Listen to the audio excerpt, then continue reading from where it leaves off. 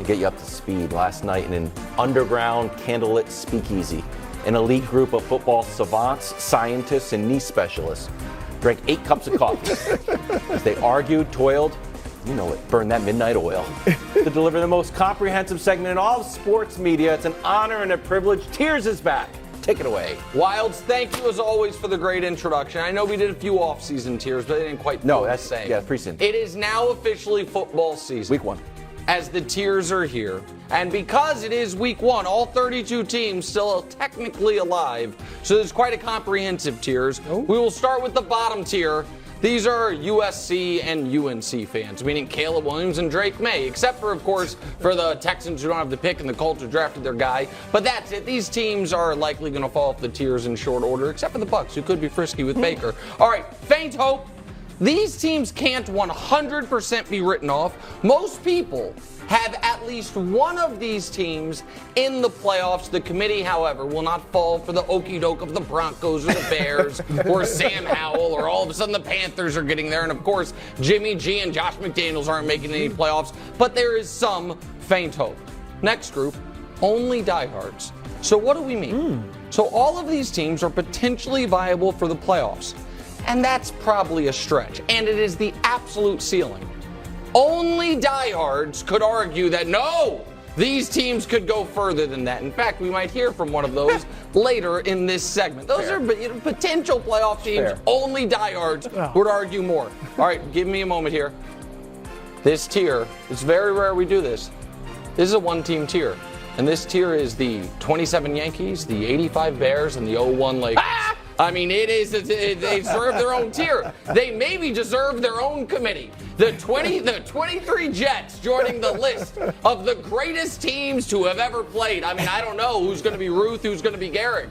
I don't know who's going to be Walter Payton. I don't know who's going to be Kobe and Shaq, but they got them all on the 23 Jets. Next, red zone favorites. Solid teams with spectacular playmakers. There's not a true contender amongst them, but if you're watching Red Zone and any of these teams show up, you're like, what Amon-Ra St. Brown do? Did Jahmyr Gibbs do something? Justin Jefferson, Lamar, Drake London, soon to be Offensive Player of the Year, Bijan Robinson. All of these teams should be alive for the playoffs into the final week of the season. The committee believes the Lions and the Falcons will be in the playoffs, but they are dynamic and they will be fun to watch all year. Solid everywhere. Coach, defense, skill position guys. Questions about each of these teams' young quarterback. Obviously, Pickett younger than Love, but Pickett oddly has more experience. But 2 coaches who have had winning records every year of their career, coaches who they've invested on defense and organizationally, and they're just solid teams everywhere. Fantasy champs, C-Mac, Debo, and Kittle. Allen, Williams, and Eckler. Hill and Waddle. Listen, these 3 teams, the guys on it, will win your fantasy league. Unfortunately for these 3 teams, that is the only championship they really can win this year, other than maybe a divisional one. These are good teams, but not a true contender. And now we get to the true contenders. And this is the PMTSD tier, which is, of course, the Patrick Mahomes traumatic stress disorder. Okay. These teams, listen, everyone deals with it differently. Some teams call the league office and say, we must change the overtime rules. Some teams say, you should be allowed to hit a quarterback 8 yards out of bounds. Some teams go as far as to say, does football have to be played on grass? How's that fair? Why don't we do it on cement? You all deal with it differently, and it has a long tail of affecting you. These are great teams, but all of whom know deep down in their heart of hearts, the best team we've had in years, one thing happened to it. We ran into the Godzilla that is Patrick Mahomes. Now, to the cream of the crop. Underrated for now. Right now, the Jags and Seahawks, you're going to say the committee's too high. I challenge you, mark this tape, and then around mid-October, pick up a copy of your local USA Today and check their power rankings when these 2 teams are combined 9-1. And see, in those facile power rankings that always need to see something for a month before they know it's happening, if these are top 5 teams, because of course they are. And now we are to the top 2, and do not reveal it yet, because I must say something. While I am the chairman of the committee, I do not have, voting majority by myself. Always have to give this. I objected to this tier's name. But the committee has been swayed, evidently, by Chris Broussard.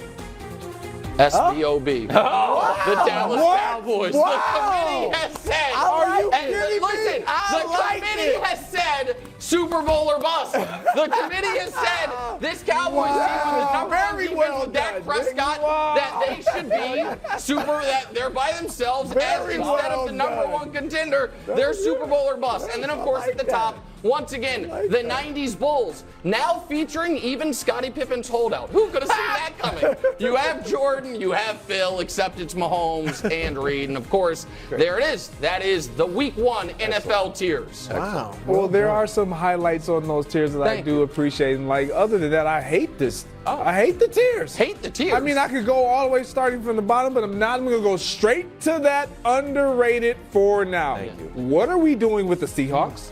What are we not doing with the Seahawks? What are we doing with the Seahawks?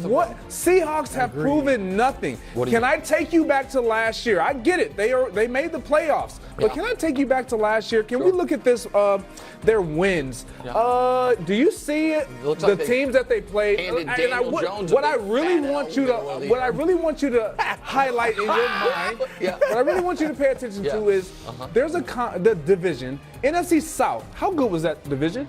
NFC South, not good. Terrible. Yeah. Did they even win a game against anyone there? No, they didn't. They lost to the Falcons, Saints, Panthers, and the Bucks. NFC South had their number. There's no one on here that they truly beat. Their division was terrible. They went 4-2 there. They beat the Giants. They beat the Giants. Chargers. They beat the Chargers. They're in the playoffs. Only the two Lions, playoff teams. everybody That's loves. it. The Broncos, you love this year. What are we talking about? No. And then when you look at this year's schedule, where are they going to get their wins? They're going to beat the Rams. They're going to beat the Panthers. They're going to beat the Giants again. They evidently own the Giants. We're already 3. Cardinals is easy. They've proven nothing. They beat no one, and they are underrated for now. I like that. They are underrated, and they should be underrated if you ask me, because they are overrated by you. Okay. I don't quite follow the very end there. What I will explain is, you know what I heard throughout all of that talking about last year? Wilds, what are the tiers not? Oh my gosh. What are they not? Greg, if you want power rankings, you gotta go pick up a USA Today. Also, and you know what they're also certainly not? You know what they're power also rankings. not? You know what they're also not? The standings. And you know what they definitely are? I ruined it. You ruined it. That's You did. all right. I'm rusty. That's all right. You're rusty. But you know what they're definitely not? Last year's standings. I don't care about record from last year. Last year's standings. What they proved? They had rookie tackles. They had a rookie corner. They had all these rookies everywhere. They were really good. And Gino just texted me. He said he ain't writing back to you either. Clearly, you care about last year because you got them up there because of what they did last year. No. Stop it. Go ahead. Go. I gotta admit, Nick, you softened me up with the SBO. I mean, because I'm not that fond of the tiers either. What do you mean? But that second line is just making me soft. It's making me crumble a little bit. All right, but let me get to it now. The Ravens, come on. What? They're ranked 15th. On here? I know. I think it goes left to right. You say it doesn't, but I've talked to a few committee members off the record, and they've shared with me anonymously. It goes left to right. How in the world? Lamar Jackson, I hope he keeps receipts. I hope he keeps receipts, because you're not alone. Everybody is underestimating Lamar Jackson, acting like he hasn't done what he's done in his career, and I think people are going to pay for it. He is going to come in with a clear mind. He don't have to worry about his contract. He's thankful the organization believed in me. Yeah, it was a tough fight, but they gave me what I wanted at the end of the day, and I got some receivers. And then the Eagles. What have the Eagles done to people? What do you mean? Why are everybody acting like the Eagles are done? Everybody's acting like the Eagles are just going to fall off. What? Is Hassan Reddick gone? I get Hargraves gone, but they added Jalen Carter on the front line. Hassan Reddick's still there. Josh Sweat's still there. Brandon Graham's still there. I mean, the offense is going to be better. Like, what happened to the Eagles to make everybody think they're not going to be legit? So that's my problem. The Eagles and the Ravens, criminally underrated. The committee has the Eagles as a top 3 team in the conference and arguably a top 5 team or 6 team overall. The committee simply does not believe. Well, here's what the Eagles did. They didn't get 12 bad quarterbacks on this year's schedule the way they did last year. And until I see them play a quality quarterback and not give up 30, I'm going to have some concerns about that. Week 1, maybe. What? Week 1.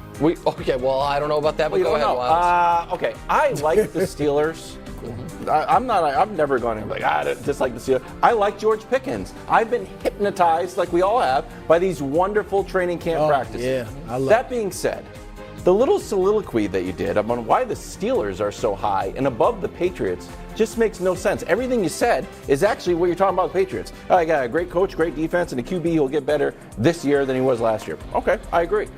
Last year, Patriots started 1-4. Not great. Who was the one win against? It was the Steelers, who we've beaten 13 in the last 17 times. Oh, but that was 13 in the last 17. Go ahead, I'll let you finish. What, is that not impressive? It's not 15-0 like the Jets, but 13 in the last 17 tries pretty good to beat the team. Yeah. Go ahead. 12 of those were with Brady. Well, what do you want us to do? Trade Tom Brady 10 years ago? I'm just saying it matters more with divisional games. Okay, well, we won. I'm just saying we won last year. Okay, good. Here's rookie year. Mitch Trubisky started that game. Here's rookie year, Baby Goat versus Kenny Pickett. I mean, I guess Kenny Pickett's going to be better, but so is Mac Jones. I would actually be surprised. I wouldn't be surprised if Kenny Pickett had sophomore slump. Mac Jones has third-year renaissance. And finally, the defense. I understand Steelers' defense is good. Not as good as the Patriots. Yeah. So stop winning the Steelers so high. I know the coaches are great, but Belichick's still better than Mike Tomlin. Okay, defense still better than the Steelers. Mac Jones still better than Kenny Pickett. George Pickens, really good.